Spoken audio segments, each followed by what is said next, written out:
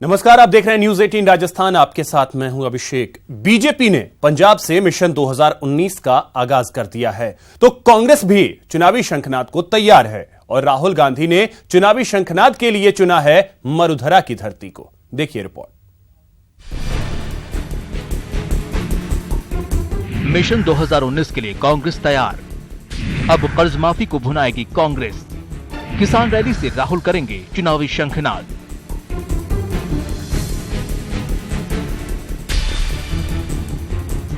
चाहे बीजेपी हो या फिर कांग्रेस, दोनों ही पार्टियां मिशन 2019 में जुट गई हैं। पीएम नरेंद्र मोदी ने गुरुवार को पंजाब के गुरदासपुर से मिशन 2019 का आगाज कर दिया है, तो कांग्रेस ने भी 2019 के लिए कमर कस ली है। कांग्रेस ने 2019 के चुनावी शंखनाद के लिए मरुधरा को चुना है। लोकसभा चुनाव से पहले कांग्रेस किसानों की कर्ज माफी के मुद्दे को लेकर किसानों के बीच एक बड़ा संदेश देने की तैयारी कर रही है और उसकी शुरुआत कांग्रेस के राष्ट्रीय अध्यक्ष राहुल गांधी 9 जनवरी को जयपुर से करेंगे। मध्य प्रदेश, राजस्थान और छत्तीसगढ़ में जिस तरह से सरकार बनते ही राज्य सरकार की ओर से किसानों की कर्ज माफी का ऐलान किया गया, कांग्रेस अब उसे भुनाने की कोशिश में जुट गई है और इसे लोकसभा चुनाव में भुनाने के लिए जयपुर में एक बड़ी रैली आयोजित की जा रही है। मोदी साहब की सरकार ने किसानों को बहुत बेहाल किया है। जनता जवाब मांग रही है, तो प्रधानमंत्री जी और भाजपा की सरकार बोलते हैं कि किसानों की अगर आर्थिक मदद होती है या ऋण माफी होती है तो वो गलत काम है।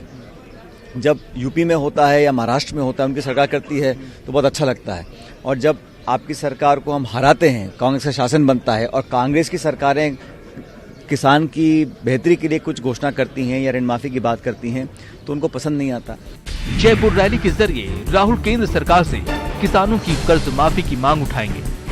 साथ ही राजस्थान, मध्य प्रदेश और छत्तीसगढ़ में किसानों की कर्ज माफी को उपलब्धि के तौर पर किसानों के सामने भी पेश करेंगे। कांग्रेस इस किसान रैली के जरिए अपनी लोकसभा चुनाव की तैयारियों का आगाज करेगी। साफ है, कर्ज माफी के सहारे 3 राज्यों में सरकार बनाने के बाद कांग्रेस लोकसभा में भी किसान कार्ड को भुनाने की तैयारी में है। यानी 2019 की लड़ाई कांग्रेस किसानों के सहारे ही लड़ने की तैयारी में है। जयपुर से न्यूज 18 के लिए गोवर्धन चौधरी की रिपोर्ट। वहीं डिप्टी सीएम सचिन पायलट ने साफ किया है कि उनकी सरकार बदले की भावना से कोई काम नहीं करेगी। प्रदेश कांग्रेस मुख्यालय पहुंचे पायलट ने 9 जनवरी को राहुल गांधी की रैली पर भी चर्चा की और केंद्र सरकार पर भी जमकर निशाना साधा।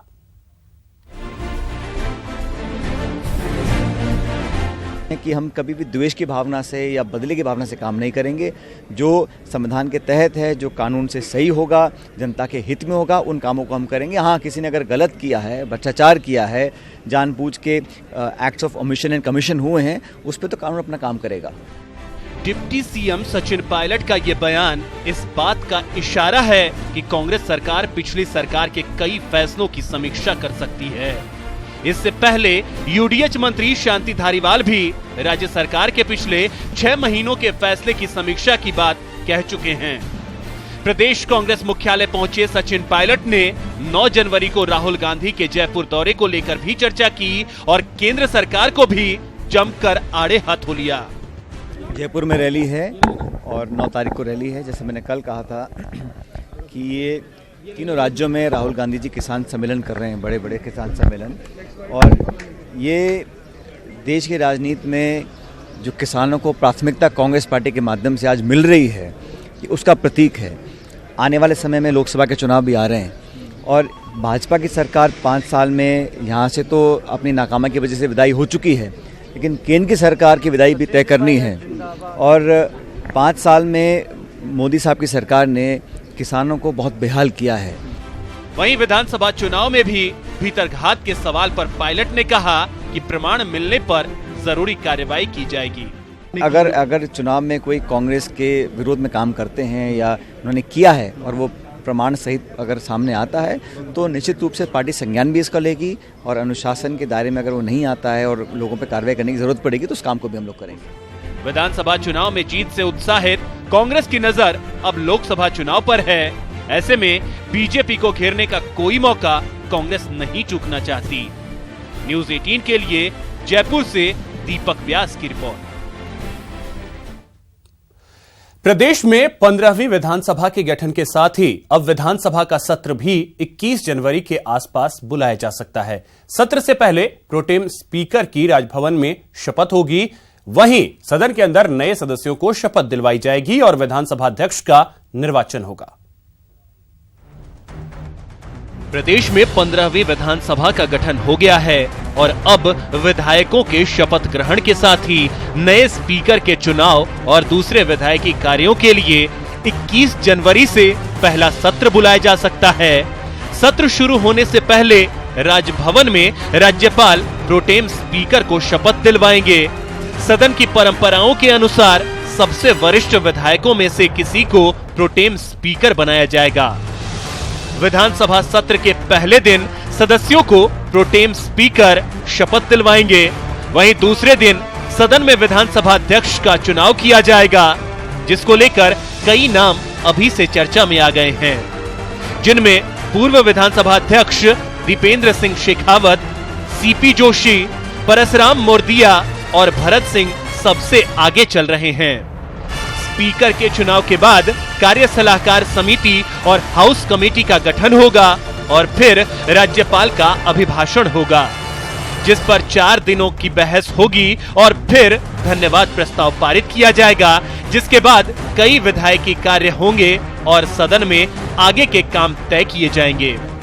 15वीं विधानसभा में 84 ऐसे सदस्य हैं जो पहली बार सदन पहुंचे हैं।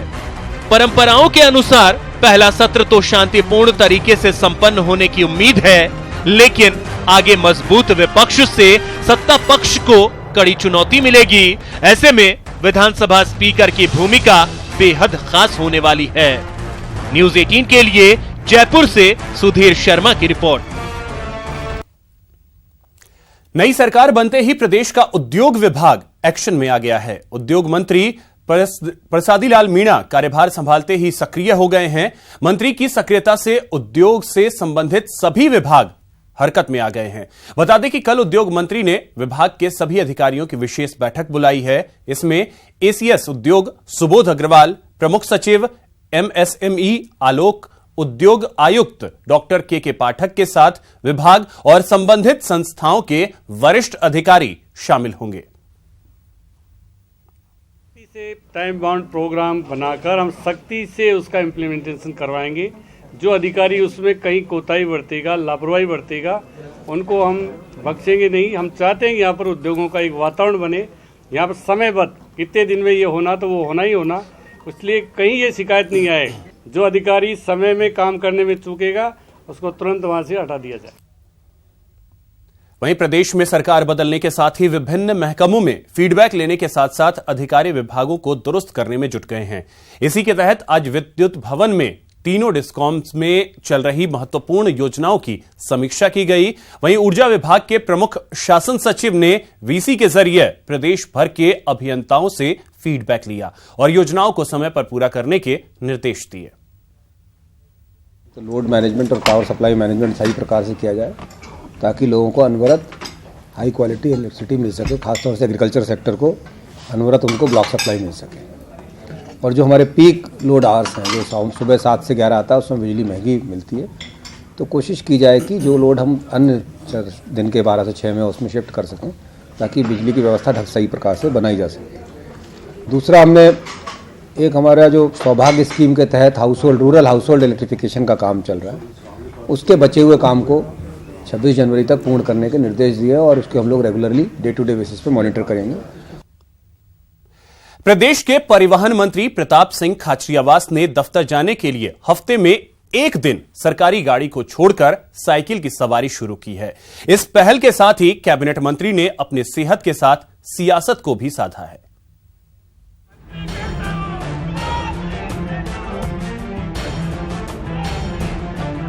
साइकिल की सवारी और सेहत से सरोकार का समीकरण समझा रहे ये हैं प्रदेश के परिवहन मंत्री प्रताप सिंह खाचरियावास। मंत्री जी ने अपने दफ्तर तक जाने के लिए सरकारी वाहन को छोड़कर साइकिल से सफर करने की शुरुआत की है। कैबिनेट मंत्री ने सिविल लाइन में मौजूद अपने निवास से साइकिल से सफर शुरू किया। इस दौरान उनके समर्थक दौड़ लगाते हुए मंत्री जी के नाम के नारे लगाते रहे। परिवहन मंत्री ने अपने घर से दफ्तर तक का करीब 3.5 किलोमीटर का सफर उन्होंने 25 मिनट में पूरा किया। कैबिनेट मंत्री ने साइकिल से हफ्ते में एक दिन दफ्तर जाने के 3 फायदे भी गिनाए। साइकिल पे जाऊंगा तो थोड़ा जमीन पे रहूंगा, सड़क का पता चलेगा।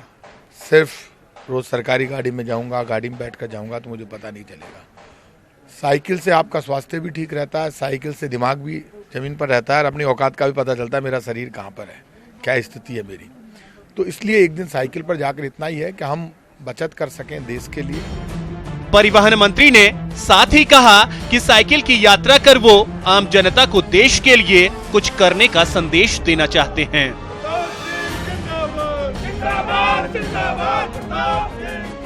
मैं लोगों को आदेश दूंगा, मैं आदेश नहीं देना चाहता। मैं चाहता हूं स्वतः भावना जागे, लोग इंडिया के लिए जिए, भारत के लिए जिए, सिर्फ राजनीति के लिए, भारत के लिए नहीं जिए। लोग कहते हैं तो मैं लोगों से कहता हूं धर्म और जाति से ऊपर उठिए। तिरंगा मेरा धर्म है, मेरी आन बान और शान है। मैं लड़ सकता हूं, मर सकता हूं। इस तरह की भावना पैदा हो तो एक दिन साइकिल पे तो चलो। साइकिल से हफ्ते में एक दिन दफ्तर जाने की शुरुआत कर कैबिनेट मंत्री खाचरियावास ने अपनी सेहत का ध्यान रखने के साथ पेट्रोल डीजल को बचाने का संदेश तो दिया ही, साथ ही अपनी सियासी छवि और बेहतर करने की कोशिश की। न्यूज़ 18 राजस्थान के लिए जयपुर से राकेश शर्मा की रिपोर्ट। प्रधानमंत्री उज्ज्वला योजना के तहत देश भर में 6 करोड़ से ज्यादा एलपीजी कनेक्शन दिए जा चुके हैं। आज आईओसीएल के कार्यकारी निदेशक रविंद्र गर्ग ने आंकड़े जारी करते हुए कहा कि 2016 में प्रदेश के 73% घरों तक ही एलपीजी पहुंच पाई थी, लेकिन 2 साल में प्रदेश के लगभग 96% परिवारों तक घरेलू एलपीजी पहुंच चुकी है।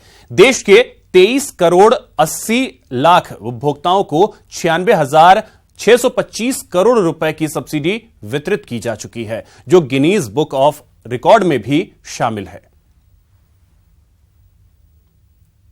सभी गरीब परिवारों को जो भी बिलो पॉवर्टी लाइन है उनको हम ये उज्ज्वला योजना के अंतर्गत ले लिया गया है। उसके लिए उन्हें एक राशन कार्ड देना है, राशन कार्ड में जिससे उनकी फैमिली डिफाइन हो जाए, और उसमें जितने भी एडल्ट्स हैं राशन कार्ड में उसका उन्हें आधार देना है। तो इसका उद्देश्य यही है कि आप सब जगह जितने भी गरीब परिवार हैं वहाँ तक हम इस मैसेज को पहुँचा दें कि ऑयल कंपनीज तत्पर हैं उनको एलपीजी। सरकार बदलते ही खेल के मैदान से अच्छी खबर आई है। सरकार के निर्देश पर आज शाम आरसीए के ताले खोल दिए गए। सरकार के निर्देश पर यह ताले खोले गए हैं। सरकार ने आईपीएल 2019 की तैयारी के मद्देनजर आरसीए के ताले खोलने के आदेश दिए।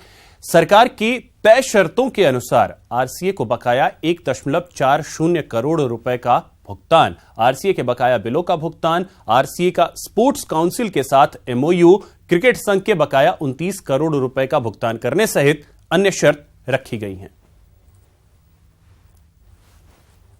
अब आईपीएल की तैयारियां शुरू है, राजस्थान क्वार्टर फाइनल में पहुंच गई, उस मैच की तैयारी शुरू है और ऑफिस कंटिन्यू चले और क्रिकेट पूरी कंटिन्यू चले उसके प्रयास करेंगे। और जो राजस्थान सरकार ने, स्पोर्ट्स मिनिस्टर ने जिस तरीके का जल्दी डिसीजन लेके और इस क्रिकेट को जो बंद पड़ी थी उसको चालू करें, उनके लिए हम बहुत बहुत उनके आभारी हैं, उनका धन्यवाद देते हैं। हमारे जो युवा स्पोर्ट्स मिनिस्टर हैं अशोक जी चांदना, उन्होंने जब यहाँ का मौका किया और उसके बाद उन्होंने देखा कि यहाँ पर खेल तालों में बंद है, तो उन्होंने इसके लिए अपने अधीनस्थ अधिकारियों को निर्देश दिए कि इसके लिए क्या कर सकते हैं, और उसकी पॉजिटिविटी आप देख रहे हैं कि आज ताले खुले हैं और क्रिकेट जो पहले राजस्थान में जिस गति से चलती थी उस गति से हम चलाने की कोशिश करेंगे। राजस्थान एटीएस ने बड़े हवाला कारोबारी का पर्दाफाश किया है। आपको बता दें कि एटीएस ने अजमेर बस स्टैंड से हवाला कारोबार के करीब 62 लाख रुपए पकड़े हैं। टीम ने हवाला की रकम के साथ राकेश नाम के युवक को भी दबोचा है, जो अजमेर से हवाला के 62 लाख रुपए लेकर जयपुर आ रहा था। आरोपी राकेश जयपुर के चांदपोल का रहने वाला है, जो पहले भी हवाला कारोबार में बड़े पैमाने पर काले धन का कारोबार कर चुका है।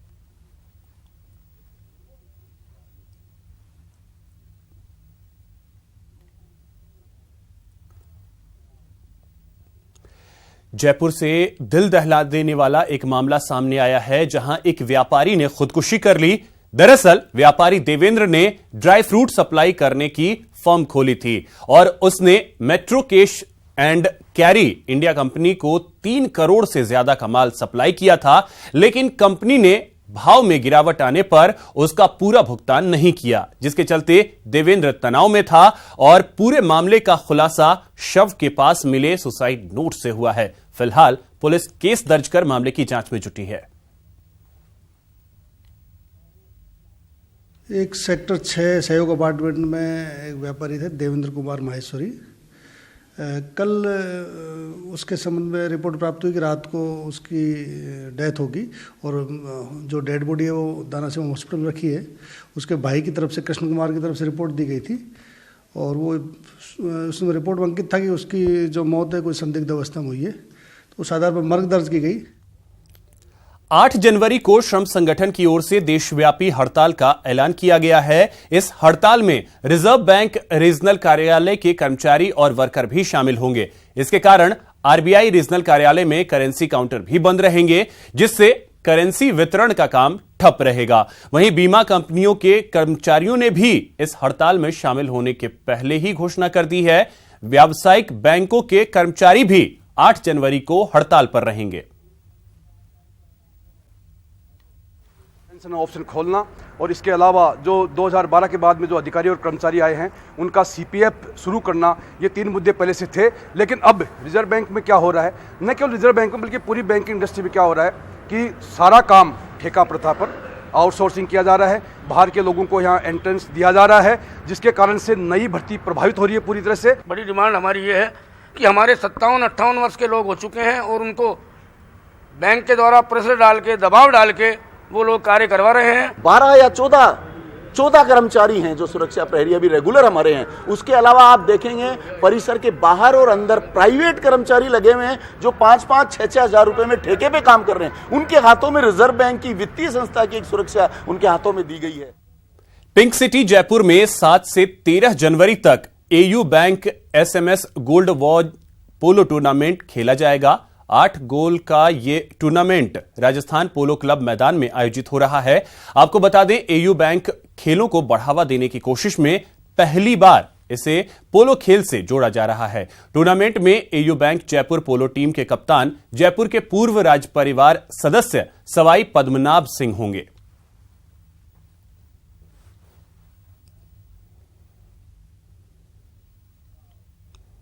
राजस्थान विश्वविद्यालय का वार्षिकोत्सव घूमर 19 से 21 फरवरी तक आयोजित किया जाएगा, जबकि यूथ फेस्टिवल का आयोजन 30 और 31 जनवरी को किया जाएगा। बता दें कि छात्र संघ अध्यक्ष विनोद जाखड़ ने प्रेस वार्ता कर कार्यक्रम की तारीखों की घोषणा की है। वहीं विनोद जाखड़ ने कहा कि छात्र संघ कार्यालय के उद्घाटन की तारीख भी जल्द ही निर्धारित की जाएगी। इस दौरान छात्र संघ अध्यक्ष ने विश्वविद्यालय में अपने कार्यकाल की उपलब्धियों को गिनवाया।